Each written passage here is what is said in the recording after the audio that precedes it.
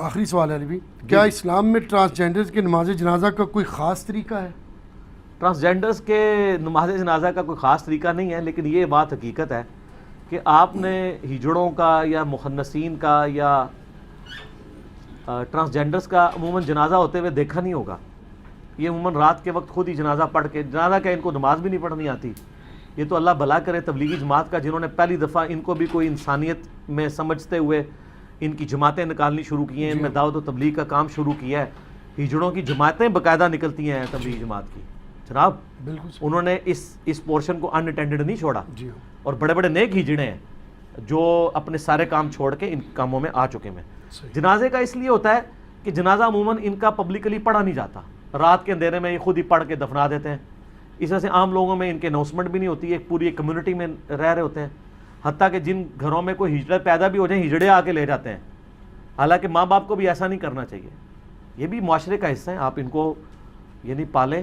ظاہر اللہ نے دیکھیں ایک طرف اگر اللہ آپ کو ہجڑا دے دے، اس کے بدلے میں آپ کو ایک پیرلل بچہ مل جائے، پیرلائز ہوا ہو، فالج گرا ہوا ہو، تو دونوں میں سے کس کی پرورش کرنا آسان ہے؟ ہجڑے کی۔ تو اللہ کا شکر ادا کریں، اگر کسی کے گھر ہو جاتا ہے تو کہیں شکر ہے یا اللہ اس کو آزاد تو نے پورے دیے، ایک چیز ڈسیبل رکھی نا، تو یہ معاشرے میں بڑا یہ پسا ہوا طبقہ ہے۔ اور میں آپ کو پرسنلی بتاؤں، میں عموماً فقیروں کو جھڑکی تو نہیں دیتا ہوں، لیکن مال پانی بھی نہیں دیتا، مجھے پتہ زیادہ پروفیشنل ہوتے ہیں، لیکن مجھ سے اگر کوئی ہجڑا آ کے مانگتا نا تو میں ضرور دے دیتا ہوں۔ یہ پسا ہوا طبقہ ہے اس معاشرے کا، حقیقت بات ہے، اگرچہ اس میں کئی لوگ پروفیشنل بھی بنے ہوئے ہیں، لیکن ظاہر ہمارے پاس تو کوئی جج کرنے کا طریقہ نہیں ہے کہ کون پروفیشنل ہے۔ باقی ایک چیز ہے، یہ بڑے آرگنائز ہیں، ان کا آپ لوگوں تو ایک امیر کے اوپر متفق نہیں ہو رہے، ایک سیاسی جماعت ہے وہ دوسرا پولیٹیکل لیڈر کو نہیں مانتی ہے، ٹھیک ہے، لیکن ہجڑوں کے اندر ہر شہر کے اندر ایک ان کا لیڈر ہوتا ہے، اس کو کیا کہتے ہیں؟ بیبے بھی کہتے ہیں، گورو بھی کہتے ہیں، اور یہ پوری دنیا میں ہے، امریکہ میں، یورپ میں، آپ یوٹیوب پہ پورے پروگرام دیکھیں ان کے اوپر مختلف چینلز نے کیے ہوئے ہیں۔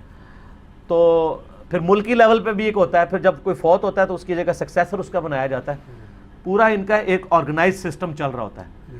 باقی یہ ہے کہ ان میں بھی بریلوی بھی ہیں، دیوبندی بھی ہیں، اہل حدیث بھی ہیں، شیعہ بھی ہیں، فرقے تو ہیں ہی ہیں نا، تو وہ اسی طریقے سے چل رہے ہیں۔ نفرت نہیں کرنی چاہیے، اور میں یہ سمجھتا ہوں کہ صرف ہجڑوں کا مسئلہ نہیں ہے، جو لوگ نارمل مرد ہیں نا انہوں نے بھی ان کو اعلی کار بنایا ہوا ہے اپنا، سب سے بڑے مجرم اس حوالے سے وہ بھی ہیں، گورنمنٹ بھی مجرم ہے کہ ان کے کوئی حقوق دے۔ جس طرح پچھلی دفعہ چیف جسٹس نے نوٹس لیا تو کم از کم ان کو شناختی کارڈ والا ایشو تو ریزالو ہوا، اب یہ نوکری بھی حاصل کر سکتے ہیں، ڈکلیئرڈ بھی ہو سکتے ہیں شناختی کارڈ کے اوپر، ورنہ ان کے لیے بڑی مشکل ہو گئی تھی، اور کئی لوگوں کو نوکریاں ملی بھی ہیں، بڑے بڑے پڑھے لکھے ہجڑے بھی موجود ہیں۔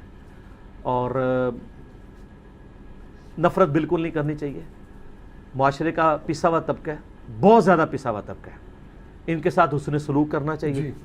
یعنی میں اس ویڈیو کی وساطت سے، چونکہ میرا پیغام پوری دنیا میں لوگوں تک پہنچتا ہے، باقی آپ کسی کے میڈیکل ٹیسٹ کروانے کے پیچھے درپے نہ ہو، وہ اس کا معاملہ ہے، اللہ کا معاملہ ہے۔ کسی کے گھر پیدا ہو جائے وہ ہجڑوں کے حوالے نہ کرے کہ اس کو وہ برائی میں ڈال دیں گے، وہ اسی قسم کی وہ قوم لوط والا عمل شروع کر دیں گے، اس کا وبال بھی آپ کے اوپر ہوگا۔ پالیں، کئی لوگ ہیں جنہوں نے بچے پالے ہیں، لیکن بعد میں یہ ظلم بھی نہ کریں کہ ایسے بچوں کی آپ شادی کرا کے لوگوں کو آزمائش میں ڈال دیں، لوگوں کی بچیاں جو ہیں وہ آزمائش میں ڈال دیں، ایسا بھی نہیں ہونا چاہیے، ورنہ مصیبت کھڑی ہو جاتی ہے۔ اور اگر کوئی اس سے پہلے کر چکا ہے تو فوراً سے پہلے تنسیخ نکاح کروائیں، خلا یا طلاق والا معاملہ کر کے ایسے لوگوں کو علیحدہ کریں، یہ ظلم ہے عورت کے ساتھ۔ پھر ایسے لوگوں کی بیویاں پھر وہ ناجائز طریقوں میں انوالو ہو جاتی ہیں، معاشرے کے لیے پھر ایسے لوگ ناسور بن جاتے ہیں۔ لیکن یہ سب کی سب چیزیں ظاہر ہے ہم تو صرف اصلاحی بیان کر سکتے ہیں، حکومت کا کام ہے کہ حکومتی لیول کے اوپر ان ایشوز کو ریزالو کیا جائے، جس طرح پچھلی دفعہ یعنی سپریم کورٹ نے ڈیسیژن کر کے کم از کم ان کی آئیڈینٹی والا معاملہ تو شناختی کارڈ والا حل کیا، باقی سارے ان کے حقوق کے حوالے سے بھی گورنمنٹ کو این جی اوز کو ساتھ ملا کے ان ایشوز کے اوپر کام کرنا چاہیے۔ لیکن یہاں پہ تو جو نارمل مرد و عورت ہیں ان کے حقوق کا بھی مسئلہ ہے، ان بیچاروں کو کس نے پوچھنا ہے؟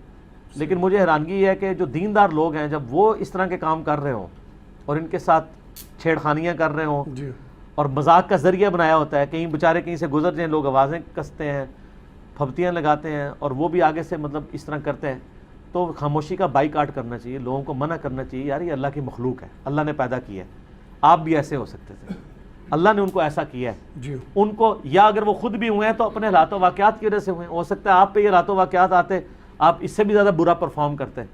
میں تو ہمیشہ ورسٹ کنڈیشن کو دیکھتا ہوں. اللہ کا شکر ادا کرنا چاہیے اور قطعاً کسی کے ساتھ اس طرح کی یعنی دشمنی والا رویہ نہ رکھیں, نہ کسی کا ٹھٹا اور مذاق اڑائیں, اللہ سے ڈریں. ایک مسلمان کا یہ ایٹیچیوڈ ہونا چاہیے. ٹھیک ہو گیا؟ ختم ہو گئے سوال. جی اللہ تعالیٰ سے دعا ہے جو حق بات میں نے کہی اللہ تعالیٰ ہمارے دلوں میں راسخ فرمائے. اگر جذبات میں میرے منہ سے کوئی غلط بات نکل گئی اللہ تعالیٰ ہمارے دلوں سے محو کر دے. ہمیں کتاب و سنت کی تعلیمات پر عمل کر کے دوسرے بھائیوں تک پہنچانے کی توفیق عطا فرمائے. آمین. سبحانک اللہم و بحمدک اشہد ان لا الہ الا انت استغفرک و اتوب الیک وما علینا الا البلاغ المبین. جزاکم اللہ خیرا جزاکم اللہ خیرا و احسن الجزاء.